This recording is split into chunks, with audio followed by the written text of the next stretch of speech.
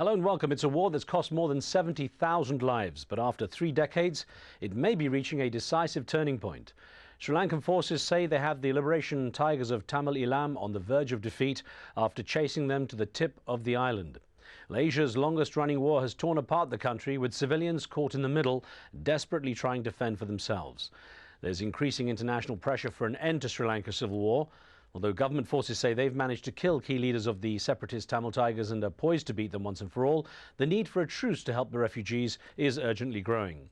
The UN says that more than 188,000 civilians have fled the conflict zone, and most are in transit camps where they need food and medical supplies.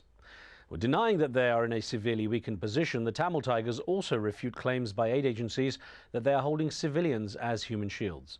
Sri Lanka's leaders have so far resisted calls from Britain and France for a ceasefire, arguing that it would allow the separatists to regroup.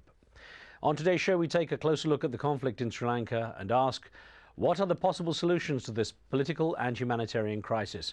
Remember, you can join our conversation with your questions and comments.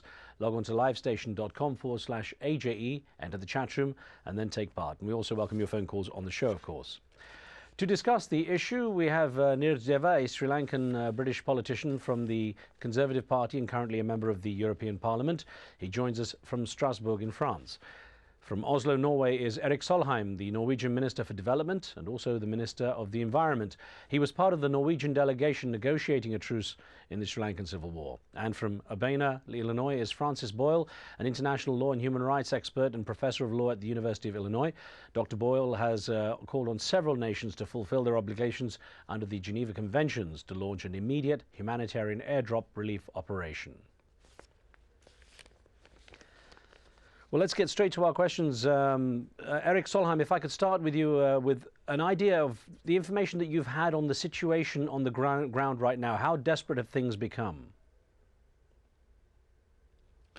The situation is very desperate on the ground. Of course, we have limited information because no international media are accepted into the area, nor are there any foreigners in this no-fire zone where the Tamil Tigers are now trapped.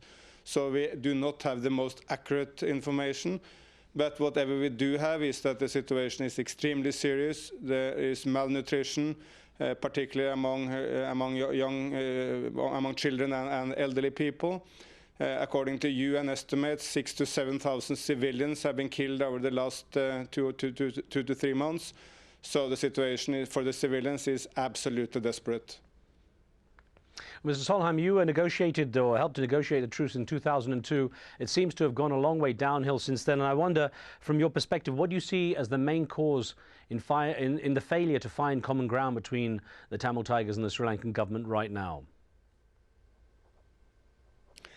I think in a way that the solution to the conflict is pretty simple. I mean, in 2002, 2003, that solution lay on the table. It was a federal state. It would have been accepted by nearly all Tamils, the vast majority of Sinhalese and Muslims, and the broad international community. Everyone supported that agreement. I think it still stands to find some way of accommodating Tamil aspirations, but within a united Sri Lanka. That is the universally accepted solution internationally. Well, I know we have callers wanting to come on, but let me get a question to Dr. Boyle, Francis Boyle, and ask, both the Tamil Tigers and the government say that they have the upper hand. From your perspective, who has the military advantage right now? Well, I don't think anyone has the military advantage. I'm here to talk about the 50,000 people right now in the so-called no-fire zone who are being bombarded, killed, and starving to death. We really need to act immediately to remedy this situation. We need an immediate ceasefire and then a massive humanitarian relief to the starving people of Vani by air, sea, and land. I think it's petty and insulting at this point, with all due respect to you, to be talking about anyone with a military upper hand when so many lives are at risk, as Minister Solheim has correctly pointed out. Understood. I'll get onto the issue of the humanitarian crisis in just a moment with you some more, Dr. Boyle. But let me bring in Nirjdeva here quickly with a question. The Sri Lankan government has continued to shell even when it said it wasn't shelling, and there's evidence, video documented evidence of shelling of civilian areas. And I wonder why has the Sri Lankan government continued to shell like this, considering the situation with the civilians? Why take such harsh action with the refugee situation the way it is too? Riz, in your introductory remarks, you mentioned that about 188,000 people have come out of that zone. This is probably the biggest hostage rescue in human history. I think we need to give some credit to that these people have been allowed to come out, they have been put into camps, and they are being fed and looked after. There are several thousand people we know still trapped inside because they are being used as a human shield. Now, if the LTT were really serious about the Tamil people, they would stop using the Tamil people in that area as a human shield and allow them to come out and be courageous enough to fight man for man. But they're not doing that. They're hiding behind old ladies and old men, and apparently using child soldiers too. Well, let's get a couple of questions in because the callers are lining up. Satya's in London with a question. Satya, thanks for your patience. What would you like to ask? Yeah, I would like to ask 3 questions to Mr. Riz Khan. Is it possible? Please, go ahead, very quickly. Yeah. The first thing is that you all know in the worldwide, every student are going on hunger strike. Most of the students are going on hunger strike.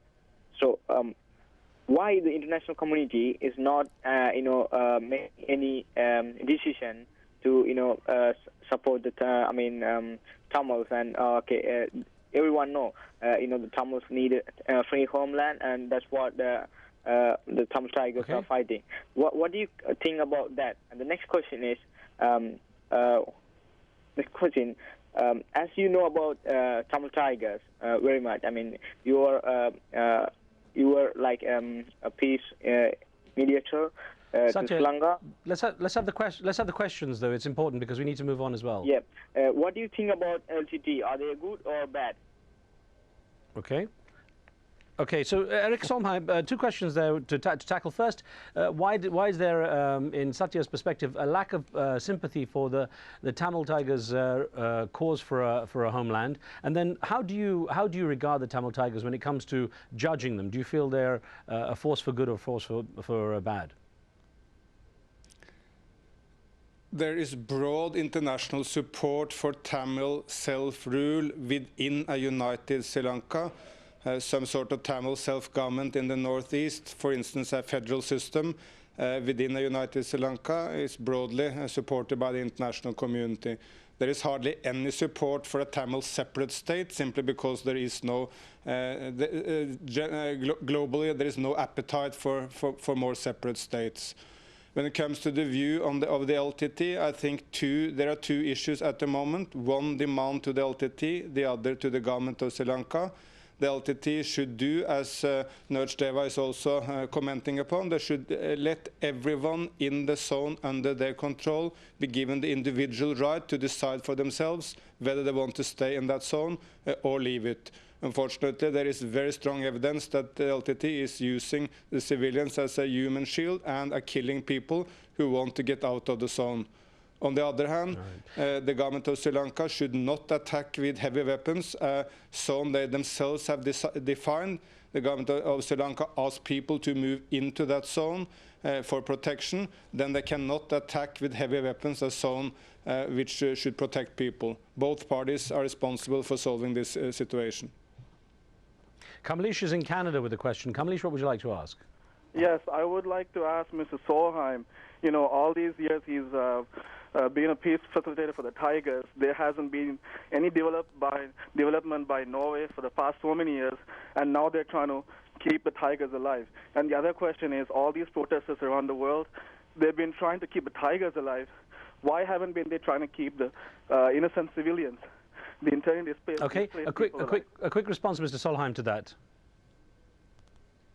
At the moment, we have only one focus from the side of Norway, which is exactly the same as the view of the European Union, United States, Japan, and others, and that is to give do whatever is in our hands to protect the innocent civilians of the north. There are so many now in the, who have entered the IDP camps. They should be protected in those camps. No one should be killed, disappearing, or tortured.